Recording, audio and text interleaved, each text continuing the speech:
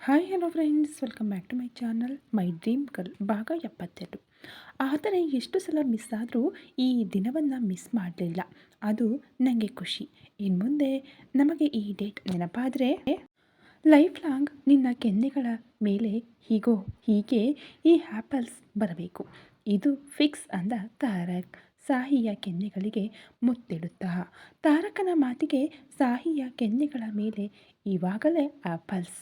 Darling, are you impressed ಅಂತ ಕೇಳ್ದ Tarak.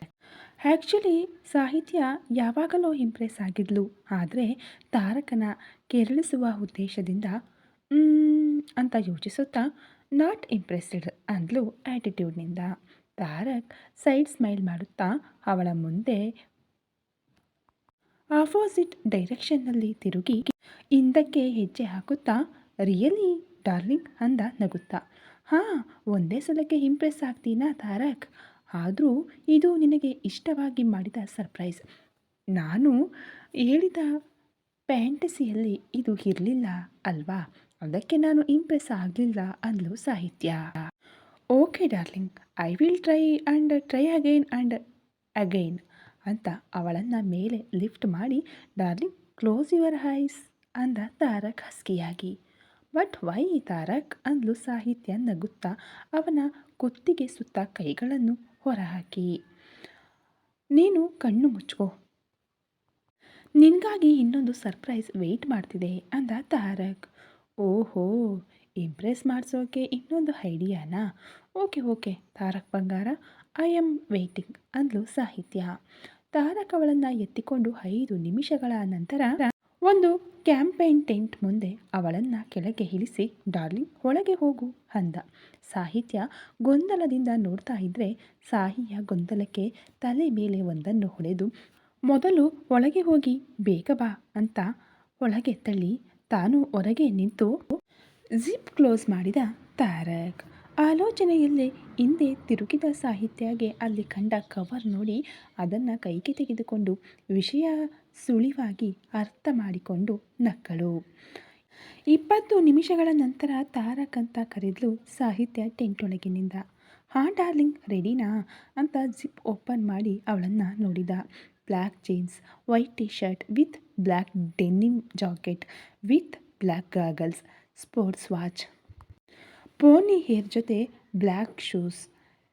ಏಕ್ದಮ್ trendy ಲುಕ್ನಲ್ಲಿ excellent ಆಗಿದ್ದ ಸಾಹಿಯನ್ನು ನೋಡ್ತಾ ಅವಳಿಗೆ ಕೈ ನೀಡುತ್ತಾ ಶೆಲ್ವಿ ಮೂವ್ ಡಾರ್ಲಿಂಗ್ ಅಂದ ತಾರಕ್. ಯಾ ತಾರಕ್ ಅಂತ ಅವನ ಕೈಯಲ್ಲಿ ತನ್ನ ಕೈ ಹಾಕಿ ಮುಂದೆ ಹೆಜ್ಜೆ ಹಾಕಿದ್ಲು ಸಾಹಿತ್ಯ. ಸ್ವಲ್ಪ ಮುಂದೆ ಹೋಗೋ ಅಷ್ಟರಲ್ಲಿ ಅವರಿಗಾಗಿ ರೆಡಿ ಆಗಿತ್ತು sports bike. Already racing hand glasses ಜೊತೆ ರೆಡಿ ಆಗಿದ್ದ ತಾರಕ್ ಬೈಕ್ ಸ್ಟಾರ್ಟ್ ಮಾಡಿ ಆಕ್ಸಿಲೇಟರ್ ರೈಸ್ ಮಾಡುವಾಗಲೇ ಹಿಂದಿನ ಸೀಟ್ನಲ್ಲಿ ಸೆಟಲ್ ಆದ್ಲು ನಮ್ಮ ಸಾಹಿತ್ಯ. ತಾರಕ್ ಫೇಸ್ಗೆ ಮಾಸ್ಕ್ ಅಡ್ಜಸ್ಟ್ ಮಾಡಿಕೊಂಡು ರಮ್ಯೂ ಅಂತ ವೇಗ ಹೆಚ್ಚಿಸಿದ ಬೈಕ್ನ. ವೈಜಾಗ್ ಎರಾಡ್ ಬೀಚ್ನಲ್ಲಿ ಸ್ಟಾರ್ಟ್ ಆದ ಅವರ ಜರ್ನಿ ಎಲ್ಲೂ ನಿಲ್ಲದೆ 180 to 220 ಸ್ಪೀಡ್ ಮೀಟರ್ ಮಧ್ಯದಲ್ಲಿ ವೈಜಾಗ್ ರೋಡ್ಗಳೆಲ್ಲ ಮಿಡ್ ನೈಟ್ ಆಕಾಶದಲ್ಲಿ ಪೂರ್ಣ ಚಂದಮಾಮ. ಖಾಲಿಯಿದ್ದ ರೋಡ್ಸ್, ಯಾರೂ ಇಲ್ಲದ ಲೋಕದಲ್ಲಿ ವೈಜಾಗ್ ರೋಡ್ನಲ್ಲಿ ವಿದ್ಯುತ್ ದೀಪಗಳ ಬೆಳಕಿನಲ್ಲಿ ಆ ಜರ್ನಿ ಸಾಹಿತ್ಯಗೆ ತುಂಬ ಇಷ್ಟ ಆಯಿತು. ವಾವ್ ಅಂತ 2 ಕೈಗಳನ್ನು ದೂರಕ್ಕೆ ಚಾಚಿ ಓ ಅಂತ ಕಿರುಚುತ್ತಾ ಇದ್ದರೆ ಸಾಹಿಯ ಕಿರುಚಾಟದಲ್ಲಿನ ಸಂತೋಷವನ್ನು ಫ್ರಂಟ್ ಮಿರರ್ನಿಂದ ತನ್ನ ಕಣ್ಣುಗಳಲ್ಲಿ ತುಂಬಿಸಿಕೊಳ್ತಾ ಇದ್ದ ತಾರಕ್. ಸುಮಾರು 1.5 ಗಂಟೆ ಪ್ರಯಾಣ ಎಲ್ಲೂ ನಿಲ್ಲದ ಅವರ ಸಂತೋಷಕ್ಕೆ ಮಳೆ ಕೂಡ ಜೊತೆ ಆಯಿತು. ಮಳೆಯಲ್ಲಿ ನೆನೆಯುತ್ತಾ ಕೂಡ ಆಕ್ಸಿಲೇಟರ್ನ ಸ್ವಲ್ಪವೂ ಕಡಿಮೆ ಮಾಡದೆ ಡ್ರೈವ್ ಮಾಡುತ್ತಿದ್ದ ತಾರಕ್ ಸ್ಟಾಪ್ ಅಂತ ಸಾಹಿತ್ಯ ಕಿರುಚಿದ ಕೂಗು ಆ ಗಾಳಿ ಮಳೆಯಲ್ಲೇ ಕೊಚ್ಚಿ ಹೋಯಿತು. ಇನ್ನು ತಾರಕ್ ನಿಲ್ಲುವ ಲಕ್ಷಣ ಇಲ್ಲ ಅಂತ ಅವನಿಗೆ ಹತ್ತಿರ ಬಂದು ಕಿವಿಯನ್ನು ಚಿಕ್ಕದಾಗಿ ಕಚ್ಚಿ ತಾರಕ್ ಸ್ಟಾಪ್ ಅಂತ ಕಿರುಚಿದ್ಲು ಮತ್ತೊಮ್ಮೆ. ಸಾಹಿತ್ಯ ಕಿವಿಯ ಹತ್ತಿರ ಕಚ್ಚಿದಾಗಲೇ ಮೈಯಲ್ಲಿ ಶಾಕ್ ಹುಟ್ಟಿದ ತಾರಕ್ ಅವಳು ಕಿವಿಯಲ್ಲಿ ಜೋರಾಗಿ ಕಿರುಚಿದ ಕೂಗಿಗೆ ಪ್ರಜ್ಞೆಗೆ ಬಂದು ಸಡನ್ ಬ್ರೇಕ್ನಿಂದ ಬೈಕ್ ಸಡನ್ನಾಗಿ ಬ್ರೇಕ್ ಹಾಕಿದ್ದಕ್ಕೆ ಹಲ್ಲಿಯ ಹಾಗೆ ಅಂಟಿಕೊಂಡ್ಳು ಸಾಹಿತ್ಯ ತಾರಕ್ಗೆ ಮೆತ್ತನೆಯ ಹೂವಿನ ಚೆಂಡಿನಂತೆ. ಅವನನ್ನು ಬಂದು ತಾಗಿದ ಸಾಹಿಯ ಆಕರ್ಷಣೆಯ ತಾಗುವಿಕೆಗೆ ತಾರಕ್ ಮೈಯಲ್ಲಿ ಜುಮ್ಮೆನಿಸಿ ಕರೆಂಟ್ ಪಾಸಾಗಿ ಅಷ್ಟೊಂದು ಮಳೆಯಲ್ಲೂ ಕೂಡ ಬಾಡಿಲಿ ಬೆಂಕಿ ಸೆಕೆಗಳು ಬಂದುಬಿಟ್ಟವು. ತಾರಕ್ ಇನ್ನೂ ಶಾಕ್ನಲ್ಲಿ ಇರುವಾಗಲೇ ನಿಲ್ಲಿಸಿದ ಬೈಕ್ ಇಳಿದ ಸಾಹಿತ್ಯ ಧೈರ್ಯವಾಗಿ ತಾರಕನ ಪಾಕೆಟ್ನಿಂದ ವಾಲೆಟ್ ತೆಗೆದುಕೊಂಡು ರೋಡ್ ಮೇಲೆ ಓಡಿಕೊಂಡು ಹೋಗಿ ರೋಡ್ ಆ ಕಡೆಗಿದ್ದ ಐಸ್ ಕ್ರೀಮ್ ಬಂಡಿಯ ಹತ್ತಿರ ಹೋದಳು. ಸಾಹಿತ್ಯ ರೋಡ್ ದಾಟಿ ಹೋದ ಮೇಲೇನೆ ತಿಳಿಯಿತು ತಾರಕ್ಗೆ. ಹೇ ಡಾರ್ಲಿಂಗ್, ಎಲ್ಲಿಗೆ ಅನ್ನುತ್ತಾ ಪಕ್ಕದಲ್ಲಿದ್ದ ಮರದ ಕೆಳಗೆ ಬೈಕ್ ಪಾರ್ಕ್ ಮಾಡಿ ಕೆಳಗೆ ಇಳಿಯುತ್ತಾ ಕೇಳ್ದ ತಾರಕ್. ತಾರಕ್ ವೇಟ್, ಬರ್ತಾ ಇದ್ದೀನಿ ಅಂತ 2 ಕೋನ್ ಐಸ್ ಕ್ರೀಮ್ ತಂದು ಒಂದು ತಾನು ತಿನ್ನುತ್ತಾ ಇನ್ನೊಂದು ತಾರಕನ ಕೈಯಲ್ಲಿ ಕೊಟ್ಟು ತಾರಕನ ವಾಲೆಟನ್ನು ಮತ್ತೆ ಅವನ ಪಾಕೆಟ್ನಲ್ಲೇ ಇಟ್ಟಿದ್ಲು ಎಂದಿನಂತೆ. ತಾರಕ್ ತನ್ನ ಐಸ್ ಕ್ರೀಮನ್ನು ಬೇಡ ಅಂತ ಪಕ್ಕಕ್ಕಿಟ್ಟು ನನಗೆ ಇದೇ ಐಸ್ ಕ್ರೀಮ್ ಬೇಕು ಅಂದ.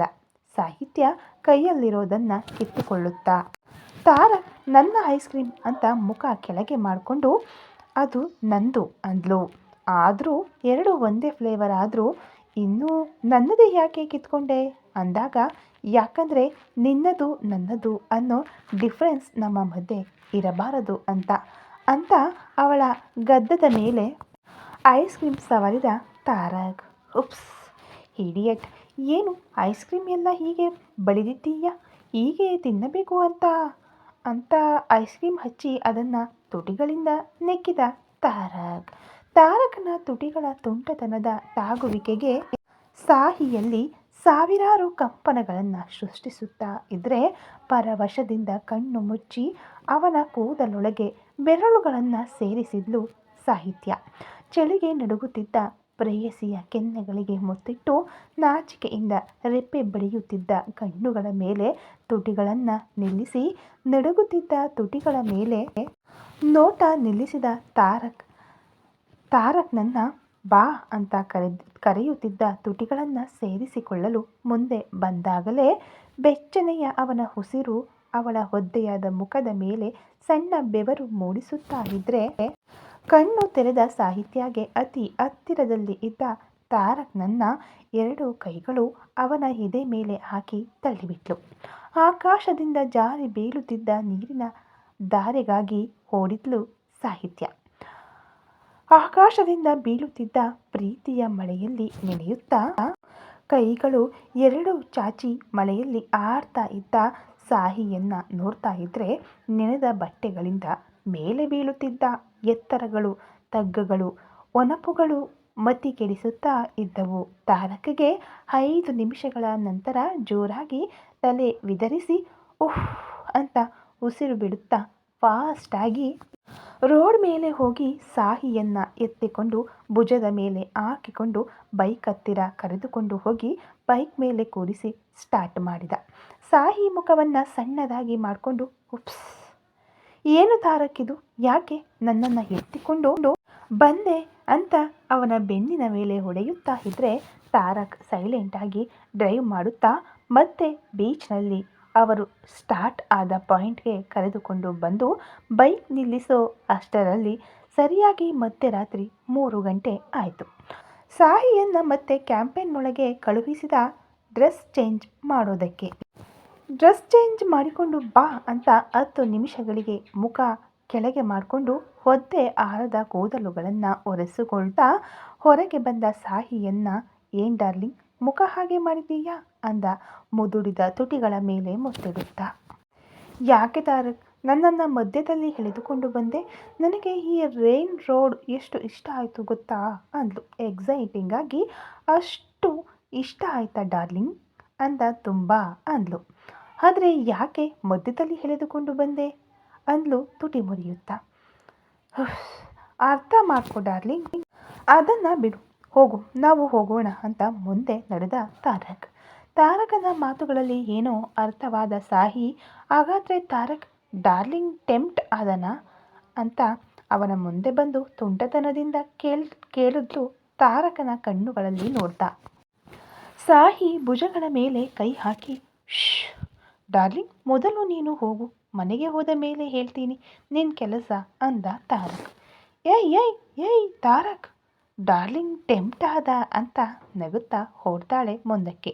ಡಾರ್ಲಿಂಗ್ ನಿಲ್ಲೇ ಅಂತ ಸಾಹಿಯನ್ನ ಹಿಡಿದು ಎರಡು ಕೈಗಳಲ್ಲಿ ಲಿಫ್ಟ್ ಮಾಡಿದ. ಅಷ್ಟರಲ್ಲಾಗಲೇ ಅವರಿಗಾಗಿ ವೆಯ್ಟ್ ಮಾಡುತ್ತಿದ್ದ ಚಾಪರ್ ಹತ್ತಿರ ಕರೆದುಕೊಂಡು ಹೋದ. ಹೋ, ಆಲ್ರೆಡಿ ಪೈಲಟ್ಗೆ ಇನ್ಫಾರ್ಮೇಶನ್ ಕೊಟ್ಟಿದ್ದೀಯಾ ಅಂದ್ಲು ಸಾಹಿತ್ಯ ತಾರಕನ ಕುತ್ತಿಗೆ ಸುತ್ತ ಕೈಗಳನ್ನು ಹಾಕುತ್ತಾ. ಹಾಂ ಡಾರ್ಲಿಂಗ್, ಮಾರ್ನಿಂಗ್ ಒಳಗೆ ನಾವು ಮನೆಗೆ ಹೋಗಬೇಕು, ಇಲ್ಲ ಅಂದರೆ ಏಂಜಲ್ ಮಾಮ್ ಅವರನ್ನು ಕಷ್ಟಪಡಿಸುತ್ತಾಳೆ ಅಂದ ತಾರಕ್. ಹಾಂ ನಿಜಾನೇ ಬಿಡು, ಅಷ್ಟರಲ್ಲೇ ನಿನ್ನ ಮಗಳು ಶೀಲಿ ರಾಕ್ಷಸಿ ಅಂದ್ಲು ಸಾಹಿತ್ಯ. ನಿನ್ನಷ್ಟಲ್ಲ ಬಿಡು ನನ್ನ ಏಂಜಲ್, ಇನೋಸೆಂಟ್ ಅಂತ ಹೇಳಿ. ಡಾರ್ಲಿಂಗ್ ಯು ಇಂಪ್ರೆಸ್ಡ್ ಅಂತ ಕೇಳ್ದ ಮತ್ತೊಮ್ಮೆ. ಸಾಹಿತ್ಯ ತಾರಕನ ತೊಡೆಯ ಮೇಲೇನೆ ಇದ್ದು ಯೋಚಿಸುತ್ತಿರುವ ಹಾಗೆ ಸ್ಟೈಲಾಗಿ ಫೋಸ್ ಕೊಟ್ಟು, ಹಾಂ ಒಂದು 30% ಇಂಪ್ರೆಸ್ಸೆಡ್ ಅಂದ್ಲು ಕ್ಯೂಟಾಗಿ. ಸಾಹಿಯ ವೇಷಗಳನ್ನೆಲ್ಲ ನೋಡ್ತಾ ಇದ್ದ ತಾರಕಗೆ ನಗು ಬರ್ತಾ ಇದ್ರು ತಡೆದು, oh really darling, it's okay and thank you 30% impress ಅಂದಿದ್ದಕ್ಕೆ. ಆ್ಯಂಡ್ ಡೋಂಟ್ ವರಿ, ಈ ಸಲ ಉಳಿದ 70% ಕೂಡ ಫೀಲ್ ಮಾಡಿ ಫುಲ್ಲಾಗಿ ನಿನ್ನನ್ನು ಇಂಪ್ರೆಸ್ ಮಾಡ್ತೀನಿ ಬಿಡು ಅಂದ ತಾರಕ್. ಹಬ್ಬೋ, ಇರೋ ಅವ್ರಿಗೆ ಕಾನ್ಫಿಡೆನ್ಸ್ ಜಾಸ್ತಿ ಆಗಿದೆಯೇ ಅಂದ್ಲು ಸಾಹಿತ್ಯ ತುಟಿ ತಿರುಗಿಸುತ್ತಾ. ಇನ್ನೂ 30% ಮಾಡೋದು ಅಂದರೆ ಸಾಮಾನ್ಯವಾ, ಅದು ನಿನ್ನಂಥ ಇಂಟೆಲಿಜೆಂಟ್ ಗರ್ಲ್ನ. ಈ 30%ಇಂದ ನನಗೇನು ಲಾಭಗಳು ಅಂದ ತಾರಕ್. ಕನ್ನಿಂಗ್ ಸ್ಟೈಲ್ ತಾರಕ್ನ ಕನ್ನಿಂಗ್ ಬ್ರೈನ್ಗೆ ಸಾಹಿ ಸ್ವಲ್ಪ ಭಯಪಟ್ಟುಕೊಂಡೇ ಗೊಂದಲದಿಂದ ಅದು ಏನು ಅಂತ ಕೇಳೋ ಅಷ್ಟರಲ್ಲಿ ಚಾಪರ್ನೊಳಗೆ ಹತ್ತಿ ಬಿಟ್ಟ ತಾರಕ್ ಹಾಗೆ ಸಾಹಿಯನ್ನ ಎತ್ತಿಕೊಂಡು. ಇನ್ನು ಅದರ ಬಗ್ಗೆ ಕೇಳೋಣ ಅಂದ್ಕೊಂಡ್ರು ಅಲ್ಲಿ ಪೈಲಟ್ ಇರೋದ್ರಿಂದ ಸೈಲೆಂಟಾಗಿ ಕೂತ್ಕೊಂಡು ಸಾಹಿತ್ಯ ತಾರಕನ ಕಡೆ ನೋಡ್ತಾನೆ. ಡೀಪ್ ಥಿಂಕಿಂಗ್ನಲ್ಲಿ ಸಾಹಿ ಮೈಂಡ್ನಲ್ಲಿ ಎಷ್ಟು ಕ್ವಶನ್ ರೇಸ್ ಆಗ್ತಾ ಇದೆಯೋ ಅವಳ ನೋಟದಲ್ಲೇ ತಿಳಿತಾ ಇದ್ರೆ ತಾರಕ್ ಇನ್ನೋಸೆಂಟಾಗಿ ಫೇಸ್ ಮಾಡಿ, ಏನು ಡಾರ್ಲಿಂಗ್ ಹಾಗೆ ನೋಡ್ತಾ ಇದ್ದೀಯಾ, ಏನಾದರೂ ಕೇಳಬೇಕಾ ಅಂದ ಐಬ್ರೋ ರೈಸ್ ಮಾಡುತ್ತಾ. ಅಂತ ಹೇಳಿ ಸೈಲೆಂಟಾಗಿ ಸೀಟ್ನಲ್ಲಿ ಹಿಂದೆ ಹೊರಗಿದ್ಲು. ಸಾಹಿ ಹಾಗೆ ಸೈಲೆಂಟಾಗಿ ಇರೋದ್ರಿಂದ ನಕ್ಕು ಬಿಟ್ಟು ತಾರಕ್ ಕೂಡ ಸ್ವಲ್ಪ ರೆಸ್ಟ್ ಮೂಡ್ಗೆ ಹೋಗಿಬಿಟ್ಟ. ನೈಟ್ ಕಂಪ್ಲೀಟಾಗಿ ನಿದ್ರೆ ಇಲ್ಲದಿರೋದ್ರಿಂದ ಅರ್ಲಿ ಮಾರ್ನಿಂಗ್ 5ಕ್ಕೆ ತಾರಕನ ಬಿಲ್ಡಿಂಗ್ ಮೇಲೆ ಲ್ಯಾಂಡ್ ಆದ ಚಾಪರ್ನಿಂದ ನಿದ್ರೆಯಲ್ಲಿ ಇದ್ದ ಸಾಹಿಯನ್ನು ಎತ್ತಿಕೊಂಡೇ ಕೆಳಗೆ ಇಳಿದ ತಾರಕ್. ನಂತರ ಪೈಲಟ್ಗೆ ಇನ್ಸ್ಟ್ರಕ್ಷನ್ ಕೊಟ್ಟುಬಿಟ್ಟು ಡೈರೆಕ್ಟಾಗಿ ಅವರ ರೂಮ್ಗೆ ಹೋಗಿಬಿಟ್ಟ ಲಿಫ್ಟ್ನಲ್ಲಿ. ಸಾಹಿಗೆ ಡಿಸ್ಟರ್ಬ್ ಆಗದ ಹಾಗೆ ಬೆಡ್ ಮೇಲೆ ಮಲಗಿಸಿ ಅವರ ರೂಮ್ನಿಂದ ಹೊರಗೆ ಬಂದು ಅವರ ಮಾಮ್ ಹತ್ತಿರ ಹೋಗಿ ತಾನು ಬಂದಿದ್ದೀನಿ ಅಂತ ಒಂದು ಸಲ ಕಾಣಿಸಿ, ಟಯರ್ಡ್ ಆಗಿದ್ದಕ್ಕೆ ಸ್ವಲ್ಪ ರೆಸ್ಟ್ ತಗೊಳ್ತೀನಿ ಮಾಮ್ ಅಂತ ಹೇಳಿ ಮತ್ತೆ ಅವರ ರೂಮ್ಗೆ ಹೋಗಿಬಿಟ್ಟ ತಾರಕ್. ರೂಮ್ಗೆ ಬಂದ ತಾರಕ್ ಫ್ರೆಶ್ ಆಗಿ ಡ್ರೆಸ್ ಚೇಂಜ್ ಮಾಡಿಕೊಂಡು ಸಾಹಿತ್ಯ ಪಕ್ಕಕ್ಕೆ ಸೇರಿಬಿಟ್ಟ. ಮಾರ್ನಿಂಗ್ 8 ಗಂಟೆ ಆಗ್ತಾ ಇದ್ರೂ ಕಣ್ಣು ತೆರೆದ ಸಾಹಿತ್ಯಗೆ ತನ್ನ ಸೊಂಟವನ್ನು ಸುತ್ತಿಕೊಂಡು ಶಾಂತವಾಗಿ ಅವಳ ಎದೆ ಮೇಲೆ ಮಲಗಿದ್ದ ತಾರಕ್ ಕಾಣಿಸೋವಾಗಲೇ ತುಟಿಗಳ ಮೇಲೆ ನಗು ಬಂತು ಆಟೋಮ್ಯಾಟಿಕ್ ಆಗಿ. ಅವನ ಕೂದಲಿನಲ್ಲಿ ಬೆರಳುಗಳು ಹಾಕಿ ನೇವರಿಸುತ್ತಾ ರಾತ್ರಿ ಮಾಡಿದ ಬ್ಯೂಟಿಫುಲ್ ಜರ್ನಿ ಎಂಜಾಯ್ ಮಾಡಿದ ಮೂಮೆಂಟ್ಸ್, ಮಳೆಯಲ್ಲಿ ತಾರಕ್ನ ತುಂಟತನ, ಮುನಿಸಿಕೊಂಡ ನೋಟ ಎಲ್ಲವನ್ನ ನೆನಪಿಸಿಕೊಂಡಾಗ ನಾಚಿಕೆಯಿಂದ ಕೆನ್ನೆಗಳು ಕೆಂಪು ಆದವು. ತಾರಕನ ತಲೆಯನ್ನ ನಿಧಾನವಾಗಿ ಮೇಲೆ ಎತ್ತಿ ಹಣೆಯ ಮೇಲೆ ಮುತ್ತಿಟ್ಟಳು ಸಾಹಿತ್ಯ. ಸಾಹಿಯ ತುಟಿಗಳ ಸ್ಪರ್ಶಕ್ಕೆ ನಿದ್ರೆಯಲ್ಲೇ ತಾರಕನ ತುಟಿಗಳ ಮೇಲೆ ನಗು ಸೇರಿ ಇನ್ನೂ ಗಟ್ಟಿಯಾಗಿ ಅವಳ ಸೊಂಟವನ್ನು ಸುತ್ತಿ ಎದೆಯ ಮೇಲೆ ಮೂಗನ್ನ ಉಜ್ಜುತ್ತಾ ಮತ್ತೆ ಮಲಗಿದ ತಾರಕ್. ತಾರಕನ ಕೆಲಸಗಳಿಗೆ ನಗುತ್ತಾ ಅವನ ಕೈಯನ್ನ ತಪ್ಪಿಸಿಕೊಳ್ಳೋಕೆ ನೋಡ್ತಾ ಇದ್ರೆ ತಾರಕ್ ಮಾತ್ರ ಅಸಲಿಗೆ ಬಿಡ್ತಾ ಇಲ್ಲ ಸಾಹಿಯನ್ನ. ಪ್ಸ್ ತಾರಕ್, ಬಿಡಲ್ವಾ ಪ್ಲೀಸ್ ಅಂದ್ಲು ನಿಧಾನವಾಗಿ ಅವನ ಕೂದಲ ಜೊತೆ ಹಾಡ್ತಾ. ಸಾಹಿತ್ಯ ಕೂಗಿಗೆ ಎಚ್ಚರಿಕೆ ಬಂದ ತಾರಕ್ ಹಾಂ ಅಂತ ನಿದ್ರೆಯಲ್ಲೇ ಮುಳುಗುತ್ತಾ ಸ್ವಲ್ಪ ಹೊತ್ತು ಮಲಗು ಡಾರ್ಲಿಂಗ್ ಅಂದ. ಅದಲ್ವೋ ತಾರಕ್, ಫ್ರೆಶ್ ಆಗಿ ಕ್ಯೂಟಿ ಹತ್ತಿರ ಹೋಗಬೇಕು ಅಲ್ವಾ, ಇಲ್ಲ ಅಂದರೆ ನಿಮ್ಮ ಏಂಜಲ್ ಅವರು ಮತ್ತೆ ಮನೆ ಹಾಳು ಮಾಡಿ ರಂಪ ಮಾಡ್ತಾರೆ ಅಲ್ವಾ, ಪ್ಲೀಸ್ ಬಿಡಲ್ವಾ ಅಂದ್ಲು ಕ್ಯೂಟಾಗಿ. ಹಾಂ ಸರಿ ಹಾಗಾದರೆ ಮತ್ತೆ ನನ್ನ ಮಾರ್ನಿಂಗ್ ಕಿಸ್ ಕೊಟ್ಟು ಹೋಗು ಅಂದ. ಮತ್ತೇನಾ ಅಂತ ಬಾಯಿ ತೆರೆದು ಕಿರುಚೋಕೆ ಹೋಗ್ತಾ ಇದ್ದ ಸಾಹಿತ್ಯ ಬಾಯಿಂದ ಸೌಂಡ್ ಹೊರಗೆ ಬರೋಕೆ ಮುನ್ನವೇ ಅವಳನ್ನು ಕೆಳಗೆ ಮಲಗಿಸಿ ತಾರಕ್ ತನ್ನ ಮೇಲೆ ಬಂದು ತನ್ನ ತುಟಿಗಳನ್ನು ಲಾಕ್ ಮಾಡಿ ಬಿಟ್ಟ. ತಾರಕ್ 10 ನಿಮಿಷಗಳ ಕಾಲ ಡೀಪ್ ಫ್ರೆಂಚ್ ಕಿಸ್ ಮಾಡಿ ಹಲ್ಲಿನ ಕಡಿತದಿಂದ ಬ್ಲಡ್ ಹೊರಗೆ ತೆಗೆದು ಕಡಿತ ಬಿದ್ದ ತುಟಿಯ ಹುರಿ ಶುರುವಾದಾಗ ಸಾಹಿತ್ಯ ಕೈಲಿ 2 ಹೊಡೆತಗಳನ್ನು ತಿಂದು ಮತ್ತೆ ಬಿಟ್ಟ ತಾರಕ್ ಸಾಹಿಯನ್ನ. ಬ್ಲಡ್ ಬರ್ತಾ ಇದ್ದ ತುಟಿಯನ್ನ ಬೆರಳಿನಿಂದ ಹಿಡಿದು ನೋಡ್ತಾ, ಇಡಿಯಟ್, ಇದೇನು ಹೀಗೇನಾ ಮುತ್ತು ಕೊಡೋದು ಅಂದ್ಲು ಕೋಪದಿಂದ ಸಾಹಿತ್ಯ. ನನಗೆ ಗೊತ್ತಿರೋ ಹಾಗೆ ಹೀಗೇನೆ ಡಾರ್ಲಿಂಗ್, ನಿನಗೆ ಗೊತ್ತಿರುವ ಬೇರೆ ಪದ್ಧತಿ ಇದ್ದರೆ ಒಂದು ಸಲ ಕಲಿಸಿಕೊಡ್ತೀಯಾ ಅಂತ ಮತ್ತೆ ತುಟಿಗಳನ್ನ ತಲುಪೋಕೆ ಹೋದ ತಾರಕ್. ಮುಂದೆ ಬರ್ತಾ ಇರೋ ಬಾಯಿಯ ಮೇಲೆ ತಟ್ಟನೆ ಹೊಡೆದು, ಇದೇ ನೋಡಿ, ಇಂಪ್ರೆಸ್ ಮಾಡೋ ಹೊರಗೆ ಮುತ್ತು ಕೊಟ್ಟರೆ ತುಟಿಗೆ ಸುಟ್ಟು ಬಿಡ್ತೀನಿ ಅಂತ ಹೇಳಿದ್ದೀನಿ ಅಲ್ವಾ ಅಂದ್ಲು. ಆ್ಯಕ್ಚುಲಿ ತುಂಬ ಕೋಪದಿಂದ ಅಂದೆ ಅನ್ಕೊಂಡ್ಲು ಸಾಹಿ. ಆದರೆ ಅದರಲ್ಲಿ ಕೋಪ ಇಲ್ಲ ಅಂತ ತಿಳಿದಿದ್ದು ಮಾತ್ರ ತಾರಕ್ಗೆ ಮಾತ್ರವೇ. 30% ಆಗಿದ್ದೀನಿ ಅಂದೆ ಅಲ್ವಾ ಡಾರ್ಲಿಂಗ್, ಮತ್ತೆ ಹಾಗಿದ್ದಾಗ ಬ್ರೇಕ್ಫಾಸ್ಟ್ಗೆ ಪರ್ಮಿಷನ್ ಬಂದ ಹಾಗೆ ತಾನೇ ಅಂದ ತಾರಕ್. ಬ್ಲಡ್ ಬರ್ತಾ ಇದ್ದ ತುಟಿಗಳನ್ನು ನೆಕ್ಕುತ್ತಾ, ಇಡಿಯಟ್, ಎಲ್ಲ ವಿಷಯಕ್ಕೂ ಆನ್ಸರ್ಸ್ ರೆಡಿಯಾಗಿ ಇಟ್ಕೊಂಡಿರ್ತಾನೆ ಅಂತ ಮನಸ್ಸಿನಲ್ಲಿ ಅಂದ್ಕೊಳ್ತಾ ಇದ್ರೆ ಮತ್ತೆ ಇಂತಹ ಬೆನಿಫಿಟ್ಸ್ ಬಂದಾಗ ಯೂಟಿಲೈಸ್ ಮಾಡ್ಕೋಬೇಕು ಡಾರ್ಲಿಂಗ್ ಅಂತ ಅವಳ ಮನಸ್ಸನ್ನು ಓದಿಬಿಟ್ಟ. ಹಾಗೆ ಇವೆಲ್ಲ ಚೆನ್ನಾಗಿ ನೆನಪಿಟ್ಟುಕೊಳ್ತೀಯ, ಇಂಪ್ರೆಸ್ ಮಾಡು ಅಂದರೆ ಮಾತ್ರ ಕತೆಗಳು ಹೇಳ್ತಾ ಇದ್ದೀಯ, ಹೇಳು ಮೊದಲು ನನ್ನ ಮೇಲಿಂದ ಬಂಡೆಯ ಹಾಗೆ ಇದ್ದೀಯ ಅಂದ್ಲು ಚಿಕ್ಕ ಕೋಪದಿಂದ ನಟಿಸುತ್ತಾ. ಇವತ್ತಿನಿಂದಲೇ ನನ್ನನ್ನು ಹೊರೋಕೆ ಅಭ್ಯಾಸ ಮಾಡ್ಕೋ ಡಾರ್ಲಿಂಗ್, ಹೀಗೆ ಕೇವಲ 10 ನಿಮಿಷಕ್ಕೆ ವಿಕೆಟ್ ಡೌನ್ ಆದರೆ ಕಷ್ಟ ಡಾರ್ಲಿಂಗ್ ಅಂದ ಕಣ್ಣು ಹೊಡೆಯುತ್ತಾ. ಯು ಇಡಿಯಟ್, ನಾಚಿಕೆ ಇಲ್ಲದಂಗೆ ಆಗ್ತಾ ಇದ್ದೀಯ ದಿನೇ ದಿನೇ, ಮೊದಲು ಬಿಡು ನನ್ನನ್ನು ಅಂದ್ಲು ತಾರಕನ ತಳ್ಳುತ್ತಾ. ಹಾ ನೀನು ನಾಚಿಕೆ ಪಟ್ಟು ನಾನು ಕೂಡ ನಾಚಿಕೆ ಪಟ್ಟರೆ ಕಷ್ಟ ಡಾರ್ಲಿಂಗ್, ವೈಫ್ ಅಂಡ್ ಹಸ್ಬೆಂಡ್ ಇಬ್ಬರಲ್ಲಿ ಯಾರಾದರೂ ಒಬ್ಬರು ನಾಚಿಕೆ ಇಲ್ಲದಂಗೆ ಇದ್ರೇನೆ ಕೆಲಸಗಳು ಸರಾಗವಾಗಿ ಆಗುತ್ತೆ. ನೋಡಿದ್ಯಾ ನಾನು ಎಷ್ಟು ಗ್ರೇಟ್, ಓ ನಿಂಗಾಗಿ ನನ್ನ ನಾಚಿಕೆ ಕೂಡ ಬಿಡಬೇಕಾಯ್ತು ಅಂತ ಯಾವುದೋ ತ್ಯಾಗ ಮಾಡಿದವನ ಹಾಗೆ ಬಿಲ್ಡಪ್ಸ್ ಕೊಡುತ್ತಾ. ನಿನ್ನ ಬಗ್ಗೆ ಎಲ್ಲ ತಿಳಿದು ಕೂಡ ಇಂತಹ ಮಾತುಗಳಲ್ಲಿ ನಿನ್ನನ್ನು ಗೆಲ್ಲೋಣ ಅಂದ್ಕೊಂಡೆ ನೋಡು, ಬುದ್ಧಿ ಇಲ್ಲ ಅಂದ್ಲು ಸಾಹಿತ್ಯ. ಓಕೆ ಡಾರ್ಲಿಂಗ್, ಒಪ್ಪಿಕೊಳ್ತಾ ಇದ್ದೀನಿ ನಿನಗೆ ಬುದ್ಧಿ ಇಲ್ಲ, ಬಟ್ ಡೋಂಟ್ ವರಿ ಡಾರ್ಲಿಂಗ್, ಅತಿ ಬೇಗನೆ ನಿನಗೆ ಬುದ್ಧಿಯನ್ನು ಹೆಚ್ಚಿಸೋ ಜವಾಬ್ದಾರಿ ನಂದು ಅಂದ ಅಭಯ ಹಸ್ತ ಕೊಟ್ಟು ತಾರಕ್. ತಾರಕನ ಬಿಲ್ಡಪ್ಸ್ಗೆ ಸಾಹಿ ಒಂದು ಲುಕ್ ಕೊಟ್ಟು, ನಿನ್ನ ಜೊತೆ ಮಾತನಾಡಿ ನನ್ನ ಬುದ್ಧಿಯನ್ನು ಹಾಳು ಮಾಡಿಕೊಳ್ಳೋಕೆ ಆಗಲ್ಲ ಅಂತ ಬೆಡ್ ಇಳಿದು ವಾಶ್ರೂಮ್ಗೆ ಹೋಗಿಬಿಟ್ಟಳು ಸಾಹಿತ್ಯ. ಸಾಹಿಯನ್ನು ನೋಡಿ ನಕ್ಕೊಂಡು ಬೋರಲು ತಿರುಗಿ ಮತ್ತೆ ನಿದ್ರೆಯೊಳಗೆ ಹೋಗಿಬಿಟ್ಟ ತಾರಕ್. ಸಾಹಿ ವಾಶ್ರೂಮ್ಗೆ ಹೋದ 5 ನಿಮಿಷಕ್ಕೆ ಆ ರೂಮ್ನೊಳಗೆ ಬಂದು ಬಿಟ್ಲು ಕ್ಯೂಟಿ. ಬೆಡ್ ಮೇಲೆ ಬೋರಲು ಮಲಗಿದ್ದ ತಾರಕನ ಬೆನ್ನಿನ ಮೇಲೆ ಕೂತ್ಕೊಂಡು ತಾರಕನ ಕೂದಲನ್ನು ಕೇಳುತ್ತಾ, ಡ್ಯಾಡಿ ಡ್ಯಾಡಿ ಅಂತ ಕರಿತಾ ಇದ್ರೆ, ಗುಡ್ ಮಾರ್ನಿಂಗ್ ಏಂಜಲ್, ಇವಾಗಲೇ ಎದ್ದಿದ್ದೀಯ ನೀನು, ಗುಡ್ ಗರ್ಲ್ ಕಣೆ ನೀನು ಅಂದ ನಿಧಾನವಾಗಿ ಕ್ಯೂಟಿಯನ್ನು ಹಿಡಿದು ಹಿಂದಕ್ಕೆ ತಿರುಗಿ ಕ್ಯೂಟಿಯನ್ನು ಎದೆಯ ಮೇಲಕ್ಕೆ ತಂದುಕೊಳ್ಳುತ್ತಾ. ಗುಡ್ ಮಾರ್ನಿಂಗ್ ಡ್ಯಾಡಿ, ಮಮ್ಮಿ ಎದ್ದಿಲ್ವಾ ಅಂದ್ಲು. ಮಮ್ಮಿ ಫ್ರೆಶ್ ಆಗ್ತಾ ಇದ್ದಾರೆ ಕಣೆ ಅಂತ ಹೇಳಿ ಅವಳನ್ನು ನೋಡಿ, ವಾವ್ ಏಂಜಲ್, ನೀನು ಇವಾಗಲೇ ಫ್ರೆಶ್ ಆಗಿದ್ದೀಯಾ, ವೆರಿ ಗುಡ್, ಮತ್ತೆ ಮಿಲ್ಕ್ ಅಂದ. ಡ್ಯಾಡಿ, ನಾನು ಯಾವಾಗಲೂ ಫ್ರೆಶ್ ಆಗಿದ್ದೀನಿ, ನನಗೆ ಮಿಲ್ಕ್ ಬೇಡ ಅಂದ್ಲು ಕ್ಯೂಟಿ. ಕ್ಯೂಟಿ ಎಕ್ಸ್ಪ್ರೆಷನ್ಗೆ ನಗುತ್ತಾ, ಯಾಕೆ, ಮಿಲ್ಕ್ ಕುಡಿದರೆ ನೀನು ಸ್ಟ್ರಾಂಗ್ ಆಗ್ತೀಯ ಅಲ್ವಾ ಅಂದ ತಾರಕ್.